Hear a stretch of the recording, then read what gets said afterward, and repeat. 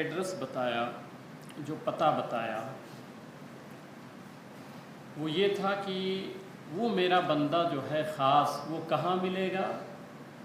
فرمایا کہ جو تمہاری بھنی ہوئی پکی ہوئی مچھلی ہے، جس جگہ وہ زندہ ہو جائے تو سمجھ جانا کہ میرا وہ بندہ وہیں پہ رہتا ہے۔ یہ ایڈریس بتایا تھا، قرآن مقدس میں ہے۔ تو حضرت موسیٰ علیہ السلام یوشع بن نون کو لے کے نکلے اور ساتھ میں وہ مچھلی پکا لی اور بھون لی اور بنا لی، اس کو بنا کے لے کے جب گئے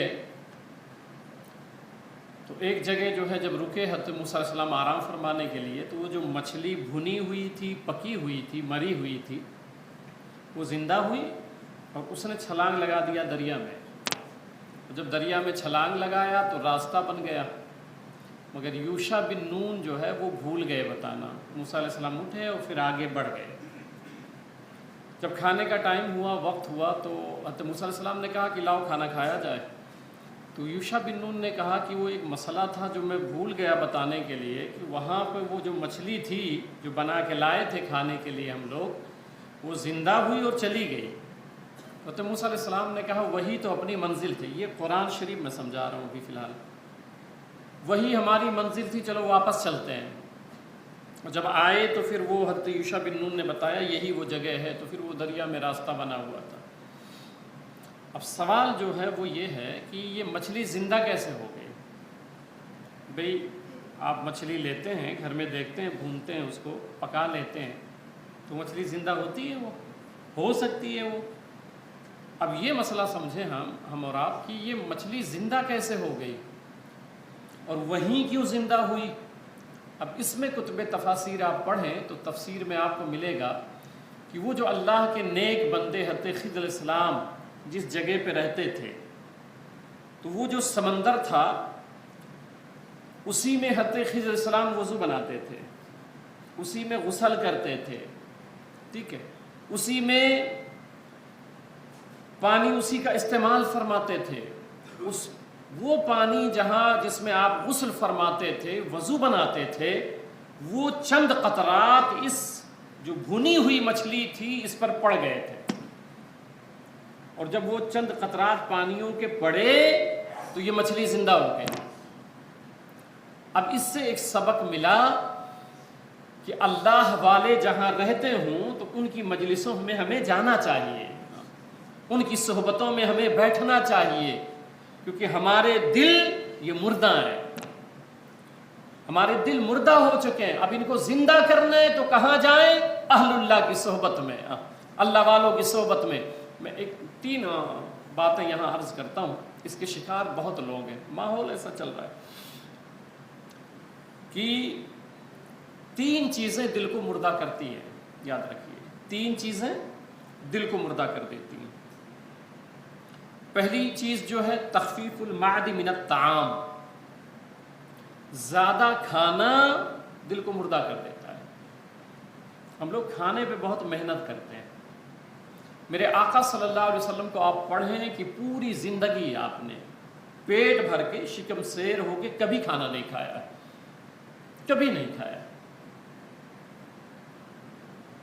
ایک صحابی رسول ہیں، تو اس وقت جب وہ ایمان نہیں لائے تھے تو ان کے تعلق سے مشہور تھا کہ یہ کھانا بہت کھاتے ہیں، مگر جب ایمان لے آئے تو کھانا چھوڑ دیا، بہت مختصر۔ اور حضور صلی اللہ علیہ وسلم کا عمل یہ تھا کہ آپ دن میں ایک ہی مرتبہ کھاتے تھے، اگر صبح کھا لیے تو پھر پورا دن نہیں کھاتے تھے، اگر شام میں کھائے تو دن میں پھر نہیں۔ یہ ہم لوگ احتیاط نہیں کر پا۔ آپ دیکھیں نا کہ ڈاکٹروں کے یہاں دیکھیں بھیڑ لگی ہوئی ہے، آپ دیکھیں یہ بیماری ہو رہی ہے، یہ بیماری ہو رہی ہے، ہم کھانے پہ کنٹرول بالکل بھی نہیں کر پا رہے۔ ہمیں دین نے جو سکھایا ہے نا، میں آپ کو ایک بات بتاؤں، امام غزالی رحمۃ اللہ تعالی علیہ وہ فرماتے ہیں کہ کھانے سے پہلے بھوک لگی ہونا ضروری ہے۔ اگر آپ کو بھوک نہیں لگی ہے نا تو آپ کھانا نہ کھایا کریں۔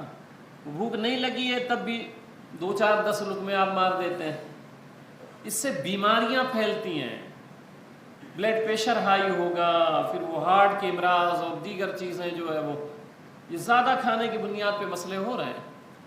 اگر آپ کو بھوک لگی ہے تب آپ فرماتے ہیں ضروری ہے کہ بھوک لگی ہو تبھی کھائیں، اور پھر فرماتے ہیں کہ جو کوئی شخص کھانا شروع کرتے وقت بھی بھوکا ہو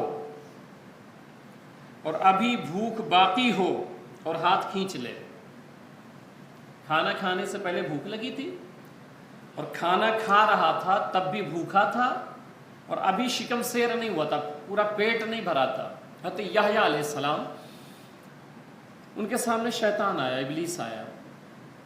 آپ کبھی دیکھنا کہ جب آپ کھانا کھا لے تو پریکٹیکل دیکھنا، بھوک بہت تیز لگی تھی اور آپ بہت جم کے کھائے، پہلی بات تو رات میں اتنا کھانا ہی نہیں چاہیے، اگر کھانا کھانا ہے نا تو دوپہر میں زیادہ کھائیں آپ، اگر کھانا ہے تو دوپہر میں زیادہ کھائیں، کیونکہ پھر اس میں رننگ ہوتی ہے تو کیا ہوتا ہے ہاضمہ پھر اس کو ہضم کر دیتا ہے۔ ایک مسئلہ یہاں اور سمجھا دوں، آپ دیکھیں سرکار نے کتنی باریک باریک باتیں بتائی ہیں۔ سرکار نے فرمایا کھانا کھایا کرو تو چبا کے کھایا کرو، چبایا کرو۔ یہ جو دانت ہیں ہمارے یہ چبانے کے لیے، بہت سارے لوگ نگل جاتے ہیں، اب جب نگلو گے تو پریشر بنتا ہے پیٹ پہ، پھر اس کو جو ہے وہ مشین کو رننگ کرنی پڑتی ہے، پھر اس کو پورا پچانا پڑتا ہے۔ اب روٹی کھا لیے بڑی کڑک ہے، وہ اللہ نے الگ سے آپ کو دانت دیا ہے کہ اس کو آپ بالکل کچل ڈالیں اس کو بالکل، اس لیے چبا کے کھانا چاہیے۔ ہم لوگ کیا کرتے ہیں، روٹی کھائے تھوڑا سا چبائے نگل گئے، اب دانت والا کام بھی پیٹ ہی کرتا ہے، نتیجہ یہ ہوتا ہے پھر پیٹ کی بیماریاں پیدا ہو جاتی ہیں، طرح طرح کے امراض پیدا ہو جاتے ہیں۔ جو جس کا کام ہے اس کو کرنے دیں نا، دانت کا کام ہے چبانا، تو آپ خوب چبائیں اس کو کھانے کو۔ تو میں عرض کر رہا تھا کہ تو یحییٰ علیہ السلام ہے، ان کے سامنے ابلیس آ گیا۔ اچھا وہ مسئلہ سمجھا دوں کہ دوپہر میں جو کھانا ہے آپ کھائیں، اور کھانے کے بعد کم سے کم قیلولہ کریں، یہ سنت ہے۔ قیلولہ مطلب تھوڑی دیر کے لیے لیٹ جائیں، یہ سنت رسول ہے۔ میں سائنسی اعتبار سے آپ کو سمجھاؤں تو اس کے فوائد آج پوری دنیا ماننے کے لیے تیار ہو گئی ہے کہ جو سرکار نے بتایا نا کھانے کا طریقہ، اگر آپ اس طریقے پر کھاتے ہیں تو 99% بیماریوں سے آپ محفوظ ہو جائیں گے، 99%۔ آپ حضور صلی اللہ علیہ وسلم کی سنتوں پہ عمل کریں تو، اور رات میں جو ہے نا کم کھائیں۔ دوپہر میں بھی مثال دیتا ہوں کہ آپ کو جو ہے 100% کھانا تھا تو آپ 75% کھائیں، 25 چھوڑ دیں، خواہش آپ کی باقی رہے۔ رات میں تو ویسے بھی کم کھانا چاہیے، کیونکہ کیا ہوتا ہے آپ کھائے جا کے بستر پہ لے لیے، اب جب رننگ نہیں ہوتی ہے نا تو پھر جو ہے اس کو ہضم کرنے میں پیٹ کو بھی دقت ہوتی ہے، بڑا پریشر ہوتا ہے پیٹ پہ، اس لیے جو ہے بہت سارے امراض پیدا ہو جاتے ہیں طبیعتوں میں۔ اور پھر وہاں کیا ہوتا ہے کہ آپ لیٹ گئے، آپ رننگ تو ہے نہیں، تو پورا جو ہے جو کھائے پیے پورا جمع ہوا ہے پیٹ میں، تو رات میں مختصر کھائیں۔ ہاں یہ ذہن میں رکھیں کہ بالکل نہ کھائیں، یہ خلاف سنت ہے، آپ کو رات میں کھانا ہے۔ میرے آقا صلی اللہ علیہ وسلم فرماتے ہیں کہ کمزوری لاتی ہے رات میں نہ کھانا، تو آپ رات میں کھائیں، اور کوشش یہ کریں کہ کم سے کم، اب چونکہ اس مسئلے پر میں گفتگو کر رہا ہوں تو کچھ سرکار کی سنتیں میں عرض کر دوں کہ اگر زیادہ نہیں کھاتے ہیں آپ کو کم ہی کھانا چاہیے اور مختصر کھانا چاہیے۔ اب اس کے لیے کم سے کم 2-3 کھجور رکھ لیں آپ کبھی بھی دیکھ لیں اگر کسی کو آپ میں چکر آتا ہو، ہم نے سرکار کی سنتوں کو چھوڑا ہے نا تو طرح طرح کے امراض اور کمزوری اور پتہ نہیں کیا کیا پیدا ہو گئے۔ آپ پریکٹیکل کر لیں، کسی کو چکر آ جائے اور چکر آ گیا بیٹھ جائے، 2-3 کھجور نکال لیجیے، آپ 2 یا 3 کھجور کھا لیجیے نا، 2 منٹ آپ بیٹھے رہیے، چکر ختم ہو جائے گا، آٹومیٹک ختم ہو جائے گا۔ سرکار نے جن چیزوں کو کہا تھا کھاؤ، جیسے شہد ہے، کھجور ہے، ہم ان چیزوں سے دور ہو گئے۔ تو وہ میں جب سمجھا رہا تھا کہ رات میں آپ دیکھیں خود، اور آپ کو تجربہ ہوگا، اللہ کی توفیق سے میں تقریباً جو ہے 13 سال سے اس پر بڑی محنت کر رہا ہوں۔ میں کوشش یہ کرتا ہوں کہ میں 13 سال کم و بیش ہوئے ہوں گے کہ میں اتنی خواہش رکھتا ہوں کہ شکم سے رو کے نہیں کھاتا ہوں۔ 2-3 چیزیں ہیں جس پر بڑی سختی کے ساتھ عمل کرتا ہوں۔ نمبر 1 تو یہ، دوسرا اللہ کی توفیق سے، دوسرا یہ ہے کہ میں ہمیشہ باوضو رہتا ہوں۔ میں آفس میں بیٹھا ہوں تب بھی وضو ہوں، گاڑی چلا رہا ہوں تب بھی باوضو رہتا ہوں، گھر پہ ہوں تب بھی باوضو۔ اللہ کی توفیق سے جلدی بغیر وضو کے میں جلدی زندگی نہیں گزارتا ہوں، کہ اس کی وجہ یہ رہتی ہے پتہ نہیں کب یار سے ملاقات ہو جائے، پتہ نہیں کب محبوب سے ملاقات ہو جائے، اب ملاقات ہو تو پھر بہت سے لوگ تو غسل بھی نہیں رکھتے ہیں، تو اب تیاری ہمیشہ کرتے رہنا چاہیے۔ تو رات میں اگر آپ زیادہ کھائیں گے نا تو آپ اٹھ نہیں پاتے ہو، اتنا کھا لیتے ہو، دیکھو اتنی سستی آ جاتی ہاتھ ہلانا نہیں ہوتا ہے، یعنی کروٹ لینے میں دقت ہوتی، اتنا کھا لیتے ہیں۔ اب دقت تو آپ خود ہی بڑھائے ہوئے ہو، اب جب اتنا کھا لو گے تو آپ بتاؤ اللہ یاد آئے گا آپ کو؟ اللہ یاد تب آئے گا جب تکلیف میں ہو، آپ خواہش ہو، اب مکمل شکم سیر ہو گئے، آپ پریکٹیکل کر لینا کہ جب کھانا کھا کے آپ اٹھتے ہو نا بہت جم کے کھائے ہو تو نتیجہ یہ ہوتا ہے جیسے لیٹے ہو نا اس وقت اللہ یاد نہیں آئے گا آپ کو۔ تو اللہ کو یاد اگر کرنا ہے نا تو پھر آج سے اس پر عمل کریں آپ، ٹھیک ہے؟ تو یحییٰ علیہ السلام آئے تو شیطان سامنے آیا تو بہت پھندے لیے ہوئے تھا سب وہ، تو یحییٰ علیہ السلام نے کہا یہ سب پھندے اور یہ سب کیا ہے؟ تو اس نے کہا یہ خواہشات دنیا ہے۔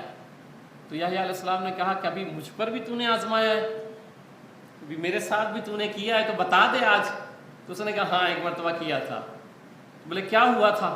تو بولے ایک مرتبہ ایسا ہوا تھا کہ آپ کو میں کھانا زیادہ کھلا دیا تھا اور آپ کو یاد ہے کہ پھر آپ اللہ کا ذکر اس طرح نہیں کر سکے تھے جس طرح روزانہ کرتے تھے۔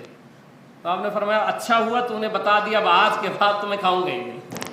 تو اس نے کہا کہ میں نے بتا دیا، غلطی کر دیا، اب یہ بات میں کسی کو بتاؤں گا بھی نہیں۔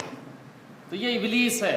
آپ دیکھیں جب زیادہ ہم لوگ کھا لیتے ہیں نا تو پھر وہ سستی آ جاتی ہے بہت زیادہ۔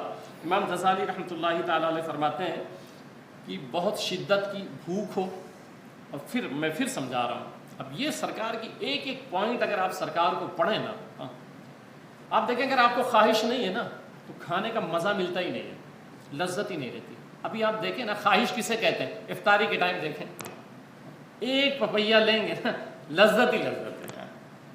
اگر ایک لقمہ سالن کے ساتھ روٹی ڈبائیں نا افطاری کے وقت وہ لذت دیکھیں آپ، کیوں؟ کیونکہ شدت کی بھوک ہے یار۔ اس طرح بھوک پیدا ہو نا تب کھانا کھائیں، تب کھانا کھایا کریں۔ تو فرماتے ہیں کہ اگر خواہش ہو شدت کی تو کھانا کھائے، اور پھر کھاتے وقت وہ بھوکا ہو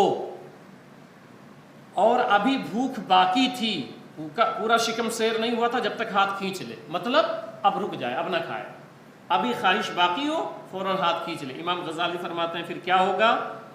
وہ ہرگز طبیب کا محتاج نہ ہوگا، ڈاکٹروں کا یہ جو بھیڑ لگا رہتا ہے نا یہ نہیں ہوگا، آپ محفوظ ہو جائیں گے، صحت مند ہو جائیں گے۔ یہی وجہ ہے سرکار نے فرمایا روزے رکھو صحت مند ہو جاؤ، سرکار نے فرمایا کہ آپ روزے رکھو صحت مند ہو جاؤ۔ اب تو نئی نئی تحقیقات آ رہی ہیں، آپ نے پڑھا ہوگا ابھی بازی قریب میں وہ تحقیق کہ اگر کسی کو کینسر ہو، ٹھیک ہے، کینسر کے جو اثرات ہوتے ہیں روزہ ان کو مار دیتا ہے۔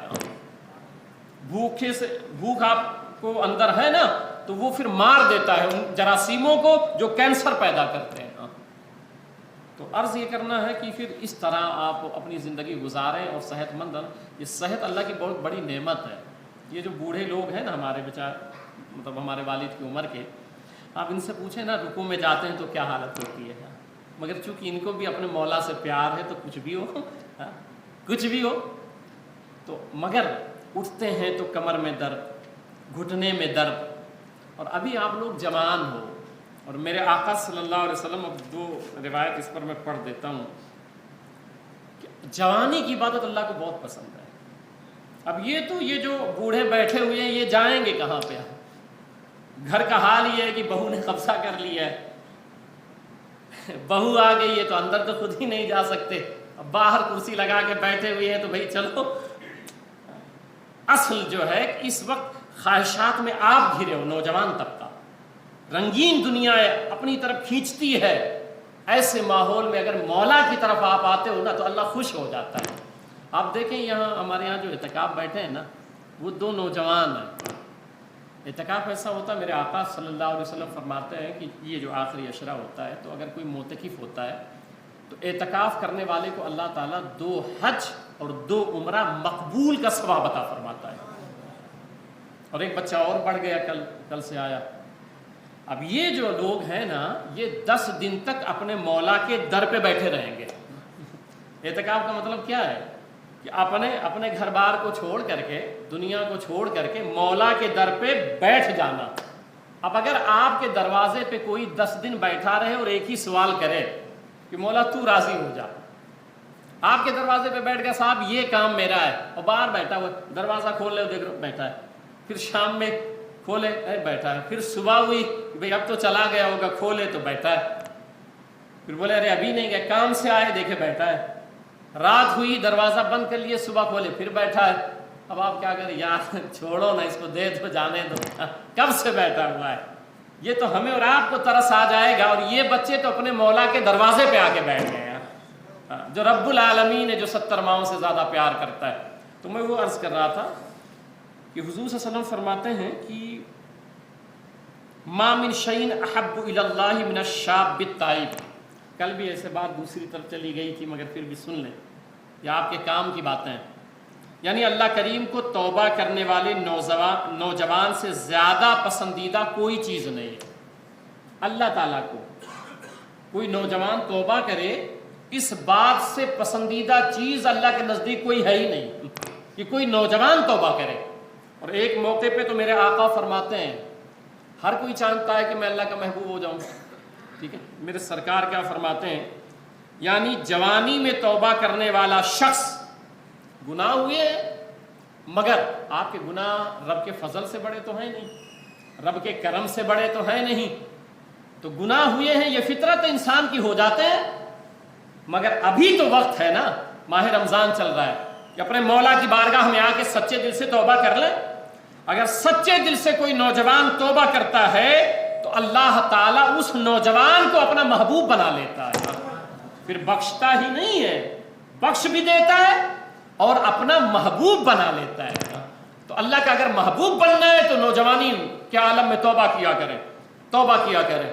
تو میں عرض کر رہا تھا کہ 3 باتیں، پہلی یہ تھی کہ کم کھائیں، اس پہ عمل کریں گے نا انشاءاللہ تعالیٰ، کریں تو مہنگائی بھی بڑھ رہی ہے، ٹھیک ہے، راشن پانی بھی اتنا بھرانا پڑتا ہے، اگر گھر والے تھوڑا تھوڑا کم کھانے لگ جائیں گے تو آپ کی طبیعت کو بھی راحت ہوگی اور بجٹ میں بھی تھوڑی کمی آ جائے گی اور آپ کا فائدہ ہو جائے گا اور سرکار کی سنت پہ عمل ہو جائے گا، ٹھیک ہے۔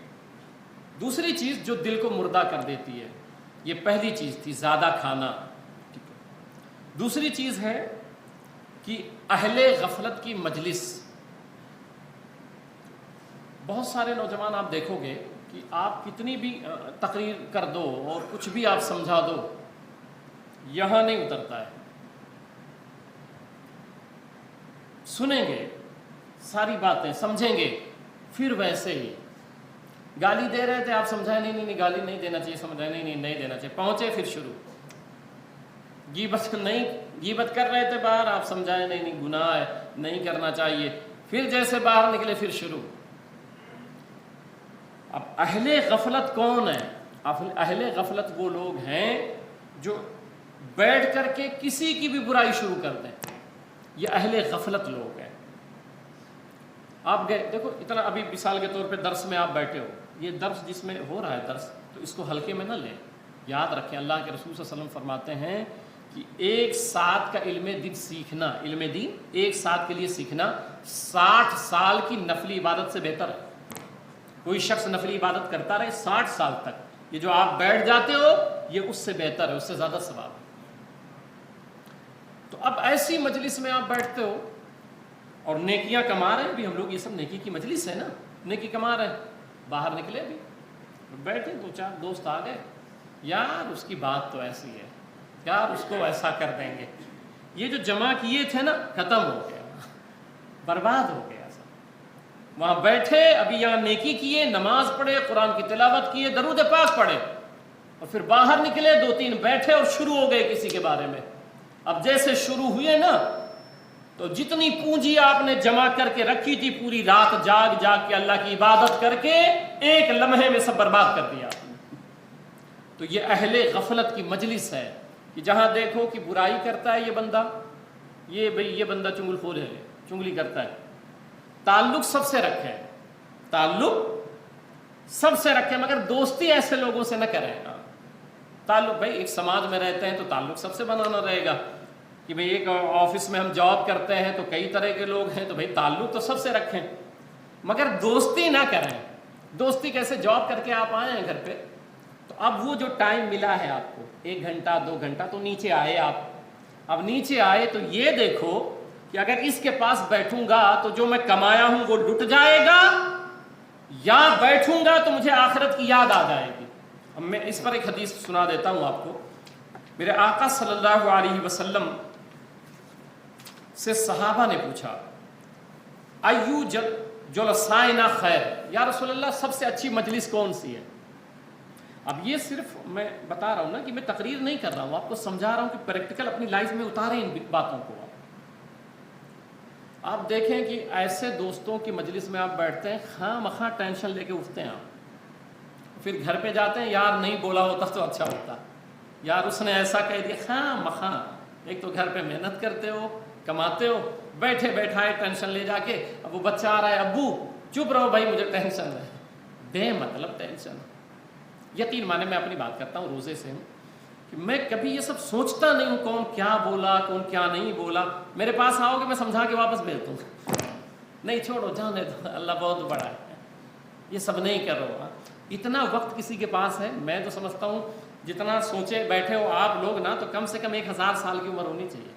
ابھی آپ سوچ رہے ہو میں شفٹ ہو جاؤں گا، ابھی فلیٹ خریدوں گا، ابھی یہ کروں گا، تو جس حساب سے منصوبے ہیں تو 800-900 سال تو بنتے ہیں. 60-70 سال میں تو منصوبے نہیں پورے ہوں گے آپ کے. اتنے بڑے بڑے منصوبے اور ایک پل کا بھروسہ نہیں ہے، اس لیے کبھی بھی یہ سب سوچے نہیں. میرے آقا سے جب پوچھا تو سرکار نے فرمایا، اب سرکار جو کہہ دے نا اس پہ عمل کر رہا. سرکار علیہ السلام سے صحابہ نے پوچھا کہ کون سی مجلس ہے جس میں ہم لوگ بیٹھے ہیں، کس کے پاس بیٹھے ہیں؟ تو حضور صلی اللہ علیہ وسلم نے فرمایا کہ وہ اس کے پاس بیٹھو جس کا دیدار تمہیں اللہ کی یاد دلا دے. ایسے لوگوں کی صحبت میں آپ سب دور ہو گئے، آپ بیٹھ رہے ہو، کوئی چرسی ہے تو اس کے ساتھ بیٹھ رہے ہو، کوئی گنجیڑی ہے تو اس کے ساتھ بیٹھ رہے ہو، کوئی وہ منہ کا بڑا بد زبان ہے. یاد رکھیں میرے آقا فرماتے ہیں کہ جو بد زبان ہے، فحش کلامی کرتا ہے، بے شرمی کی باتیں کرتا ہے، تو اللہ تعالی میدان محشر میں ایسے شخص کو خنزیر کی شکل میں اٹھائے گا. اب یہ ان کا فرمان بتا رہا ہوں جو کبھی جھوٹ نہیں بولتے. میرے آقا صلی اللہ علیہ وسلم فرماتے ہیں کہ ایسا بد زبان کسی کے بارے میں کچھ بھی بول دے، تو میرے آقا فرماتے ہیں کہ جب وہ شخص محشر میں آئے گا نا تو اس کے منہ سے گندگی، نجاست، پاخانہ نکل رہا ہوگا، اس کے منہ سے نجاست نکل رہا ہوگا.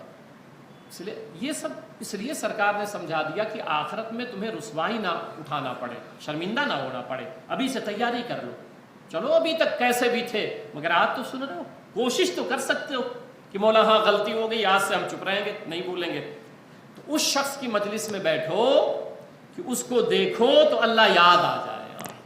پھر فرمایا اور جس کی گفتگو تمہارے علم میں اضافہ کر دے، ایسے شخص کے پاس بیٹھو وہ بات کرے نا تو تمہارا علم بڑھ جائے گا، اس کی مجلس میں بیٹھو.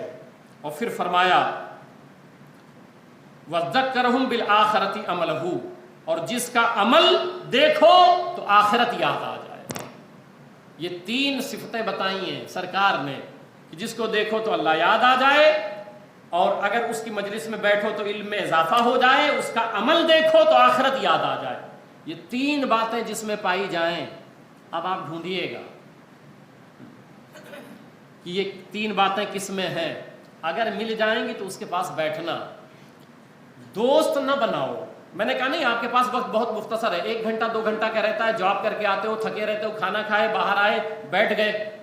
اب یہاں ماحول ایسا ہے بیٹھنے کی جگہ بھی نہیں ہے تو کہیں نہ کہیں بیٹھ جاتے ہیں. اب بیٹھ گئے تو بغل سے میں کوئی بیٹھا ہوا ہے تو جیسے وہ شروع کرے، ارے یار تم کہاں تھے، وہ تو بڑا نالائق آدمی ہے، اس کو تو میں ایسا دیکھ لوں گا، جیسے وہ شروع کرے نا کہ السلام علیکم بھائی میں جا رہا ہوں.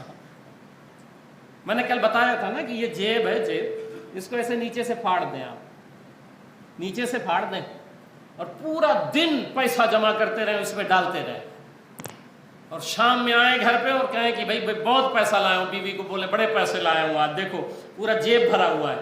جیسے جیب میں ہاتھ ڈالیں گے جیب کھا جائے گا، باہر چلا جائے گا، پیسہ 1 پائی رہے گا اس جیب میں، 1 پائی نہیں رہے گا، پھٹا ہوا ہے، وہ نیچے سے کٹا ہوا ہے. یہ جو مجلس ہوتی ہے جس میں غیبت ہوتی ہے، چنگل خوری ہوتی ہے، نمیمہ ہوتا ہے، یہ وہ مجلسیں ہوتی ہیں کہ آپ ابھی نیکی کیے ہو گئے اور برباد کر بیٹھے سب. اس لیے کوشش کریں کہ ایسی صحبت میں بیٹھیں اور دوست تو بالکل نہ بنائیں. پھر میں آپ کو کہہ رہا ہوں، یہ مشورہ سمجھیں یا حکم سمجھیں آپ، میرے آقا علیہ السلام کا فرمان ہے کہ آپ ایسوں کو دوست نہ بنائیں، دوست ان کو بنائیں. یہ دیکھیں، دوستی کرنے سے پہلے معیار دیکھ لیں. اتنے نوجوان ہمارے بیٹے بیٹھے ہیں، دوستی کرنے سے پہلے یہ دیکھو کہ یہ جو دوست ہے اس سے میں اگر دوستی کر لوں گا تو اس کی دوستی کہاں تک کام آ رہی ہے. اگر دنیا تک آ رہی ہے تو دوست نہ بنائیں، تعلق بنائیں. دوست نہ بنائیں، دوست اسی کو بنائیں جس کی دوستی قبر میں کام آ جائے، جس کی دوستی محشر میں کام آ جائے، جس کی دوستی آخرت میں کام آ جائے. اور وہ دوست کون ہے آپ کے؟ وہ نماز، وہ روزہ ہے، وہ قرآن کی تلاوت ہے، وہ درود پاک. ان کو دوست بنا لیں آپ. بقیہ لوگوں سے تعلق بنائیں، سب سے ملیں، مگر دوست نہ بنائیں. ٹھیک ہے، دوست نہ بنائیں. میں کر رہا تھا کہ سرکار اسلام نے فرمایا کہ 3 چیزیں دل کو مردہ کر دیتی ہیں. نمبر 1 زیادہ کھانا. آج سے اس پہ کنٹرول کریں، کوشش کریں. نمبر 2 اہل غفلت کی مجلس. اہل غفلت کی مجلس میں بیٹھو گے تو دل مردہ ہو جائے گا. اب جب مردہ ہو جائے گا تو آپ کتنی بھی نصیحت آمیز باتیں سنو گے دل پہ اثر نہیں کرے گا. ایک مثال دے دیتا ہوں بڑی. وہ اس طرح کہ یزید وہ جانتا نہیں تھا کہ یہ نواس رسول ہے. امام پاک نے سمجھایا تھا کہ نہیں سمجھایا تھا؟ آپ بتائیں مجھے. بہت سے لوگ کہتے ہیں یار مولانا صاحب کی زبان میں اثر ہی نہیں ہے.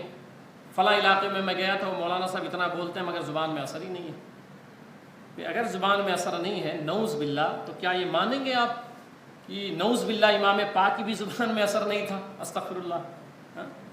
یا حضور صلی اللہ علیہ وسلم ابو جہل کو سمجھائے کہ نہیں سمجھایا؟ ابو جہل عتبہ شیبہ کو سمجھایا کہ نہیں؟ نعوذ باللہ. کیا یہ ذہن ادھر لے جائیں گے آپ کہ حضور صلی اللہ علیہ وسلم کے نعوذ باللہ زبان میں اثر نہیں تھا؟ نہیں بھائی، بات وہ نہیں رہتی ہے. مسئلہ کیا ہے پھر؟ مسئلہ یہ ہے کہ جس کے اندر سے، جس کے دل سے اللہ کا خوف نکل جائے، اللہ کی خشیت، اللہ کا ڈر نکل جائے، تو پھر اس پر کوئی بھی بات اثر انداز نہیں ہوتی ہے. آپ کتنا بھی سمجھائیں اثر انداز نہیں ہوتی ہے. تو میں کر رہا تھا، بات بہت لمبی ہو گئی ہے. تو موسیٰ علیہ السلام گئے اور وہاں پہ مچھلی زندہ ہو گئی. اب یہاں صوفیہ فرماتے ہیں کہ دل اگر مردہ ہو گیا ہے آپ کا تو اللہ والوں کی صحبت میں چلے جاؤ، اہل اللہ کی صحبت میں چلے جاؤ. جو تمہارے مردہ دل ہو گئے ہیں ان کی صحبت سے وہ مردہ دل زندہ ہو جائے، جیسے وہ مچھلی زندہ ہو گئی تھی. اور میں آپ کو بتاؤں اس پر کہ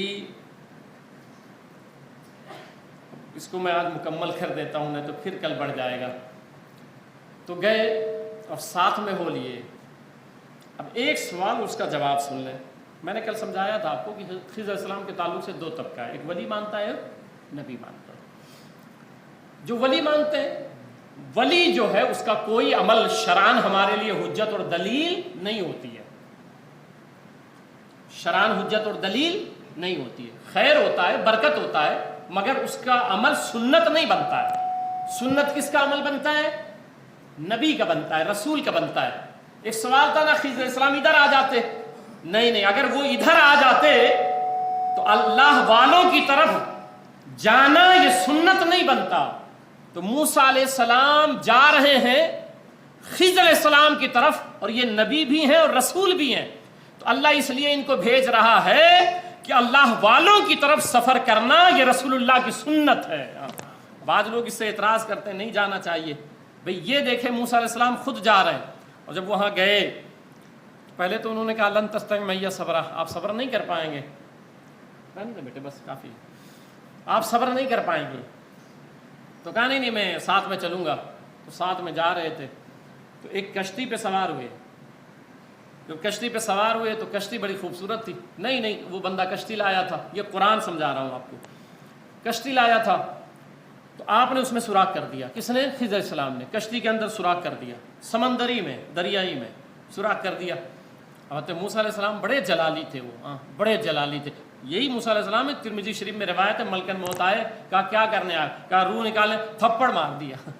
موسیٰ علیہ السلام، ترمذی شریف میں روایت موجود ہے کہ تھپڑ مارا. پہلے انسانی صورت میں آتے تھے نا، بشری صورت میں ملکن موت آتے. ترمذی میں روایت ہے، کیا روح نکالنے آئے ہو، ایسا تھپڑ مارا کہ آنکھ باہر آ گئی. اتنے جلالی آدمی تھے آپ. آپ کو جب جلال آتا تھا آپ کے بدن میں جو بال تھے نا، وہ جو کپڑا پہنتے تھے وہ کپڑے کے باہر آ جاتے تھے، اتنے جلالی آدمی تھے موسیٰ علیہ السلام۔ تو انہوں نے کہا یہ کیا کیا تم نے، ابھی تو ہم ڈوب جائیں گے اس میں، اچھی بلی کشتی تھی تم نے اس میں سوراخ کر دیا، اس کو توڑ دیا۔ تو کہا میں نے پہلے کہا تھا کہ آپ صبر نہیں کر پائیں گے، جائیے السلام علیکم۔ کہا نہیں اب نہیں بولوں گا، چلیں آگے چلتے ہیں۔ آگے گئے، ایک خوبصورت بچہ تھا جو کھیل رہا تھا، حضرت خضر علیہ السلام نے بچے کو بلایا، اس کا گلا دبا کے مار دیا۔ یہ قرآن شریف میں آپ پڑھ لیجئے گا، سورہ کہف میں پوری تفصیل موجود ہے۔ بچے کو مار دیا، اور جب بچے کو مار دیا تو ظاہر سی بات ہے عقل میں یہ بات آنے والی نہیں ہے۔ تو موسیٰ علیہ السلام نے کہا کہ یہ کیا کیا تم نے، اتنا پیارا بچہ خوبصورت، تم نے اس کو مار دیا۔ تو کہا میں نے پہلے کہا تھا لن تستطیعوا معی صبرا، آپ میرے ساتھ صبر نہیں کر پائیں گے، جائیے۔ تو کہا نہیں اب ایک موقع اور دے دیجیے، آپ اب نہیں بولیں گے ہم۔ تو گئے گاؤں میں، اور گاؤں میں جب گئے تو ایک دیوار بالکل ٹیڑھی تھی، گرنے والی تھی۔ گاؤں میں اندر داخل ہوئے تو سب لوگوں نے بہت عجیب انداز میں مظاہرہ کیا، یعنی پہچاننے سے انکار کر دیا، کھانا پینا دینے سے انکار دیا، بہت سخت جملوں سے بات کی۔ ان کو کوئی منہ نہیں لگایا، بالکل پیار سے اور اخلاق کا مظاہرہ ہی نہیں کیا۔ جب مظاہرہ نہیں کیا تو واپس پلٹے، اور جب واپس پلٹے تو دیکھا ایک دیوار جو ہے وہ گرنے والی تھی۔ تو خضر علیہ السلام نے اس کو سیدھا کر دیا، اور جب سیدھا کر دیا تو موسیٰ علیہ السلام نے کہا کہ گاؤں والے تو اس طرح ملے تھے اور آپ دیوار سیدھی کر رہے ہیں۔ تو کہا بھائی اب آخری تھا، بس ہو گیا، جائیے آپ، اب ساتھ میں میرے نہیں چل سکتے، مگر جانے سے پہلے میں مسئلہ سمجھا دیتا ہوں کہ کیوں ایسا میں نے کیا تھا۔ موسیٰ علیہ السلام نے کہا بتاؤ۔ تو کہا وہ جو کشتی تھی وہ نئی تھی، اور یہ آدمی بڑا غریب تھا، بھی کشتی خرید کے لایا تھا، اور دریا کے اس پار ایک غاصب بادشاہ بیٹھا ہوا تھا جو ٹھیک ٹھاک جو کشتیاں دیکھتا تھا وہ چھین لیتا تھا زبردستی۔ اب یہ بڑا غریب آدمی تھا، کشتی نئی تھی، میں نے اس لیے سوراخ کر دیا، عیب دار کر دیا، تاکہ اس کو لگے کہ بھائی یہ عیب دار کشتی ہے، اس کی ضرورت نہیں ہے، تاکہ اس کی روزی روٹی اس سے چلتی رہے۔ اب یہ ایک مسئلہ انہوں نے سمجھا ہے، اس پر صوفیہ کیا کہتے ہیں۔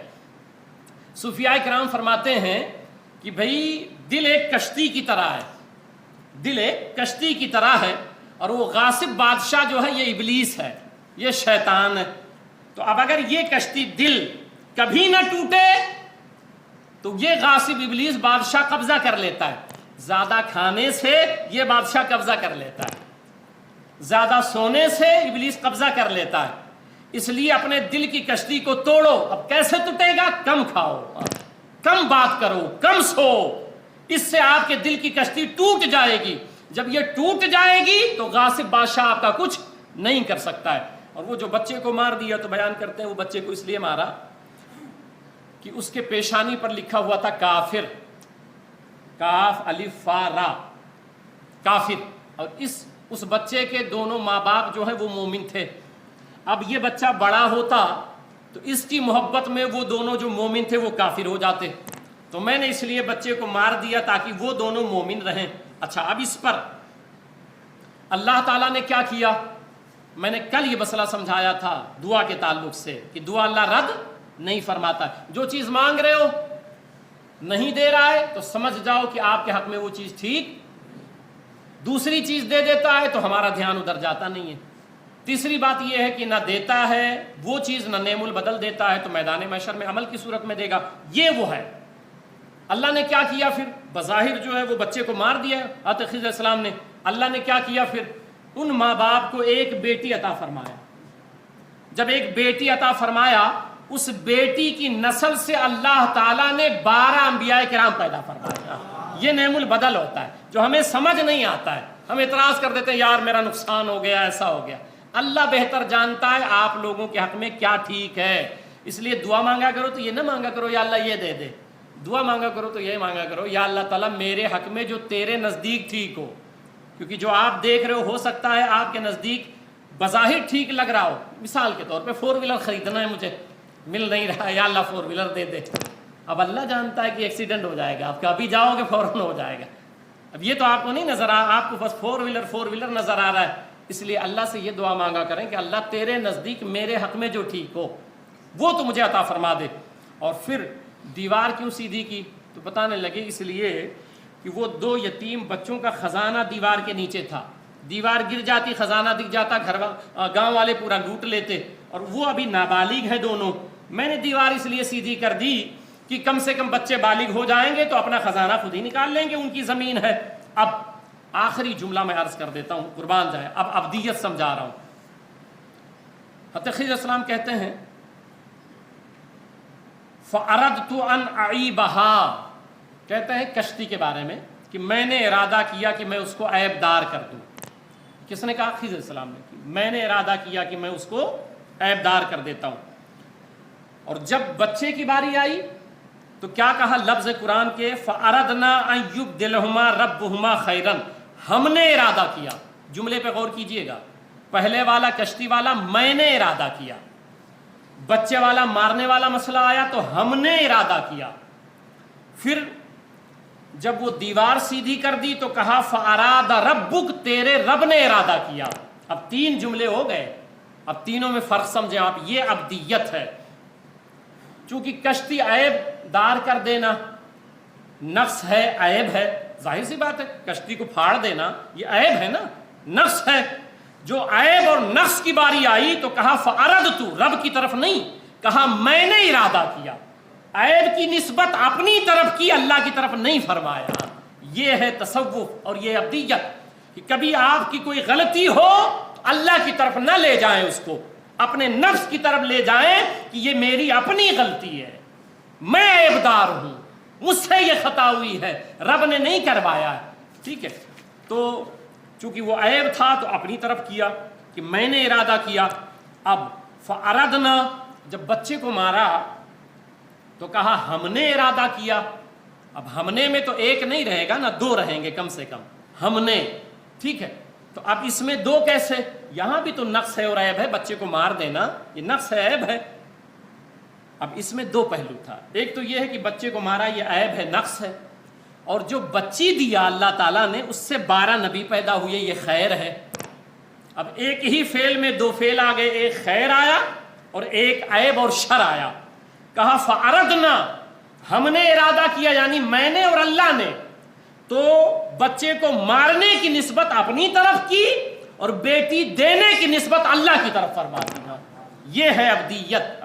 اور پھر دیوار میں فرمایا فَأَرَادَ رَبُّكَ، دیوار سیدھی کر دینا پورا خیر ہی خیر ہے، وہ تو نیکی کام تھا نا، اس میں تو کوئی پہلو عیب کا نہیں تھا، نقص کا نہیں تھا۔ تو جب پورا خیر ہی خیر تھا تو اپنی بات نہیں کی، کہا فَأَرَادَ رَبُّكَ، تیرے رب نے ارادہ فرمایا۔ تو یہ ہے ابدیت کہ ہمیشہ عیب کی نسبت اپنی طرف کریں اور خیر کی نسبت اپنے مولا کی طرف کریں۔ اللہ تعالی ہمیں اس کی سمجھ عطا فرمائے۔ کھڑے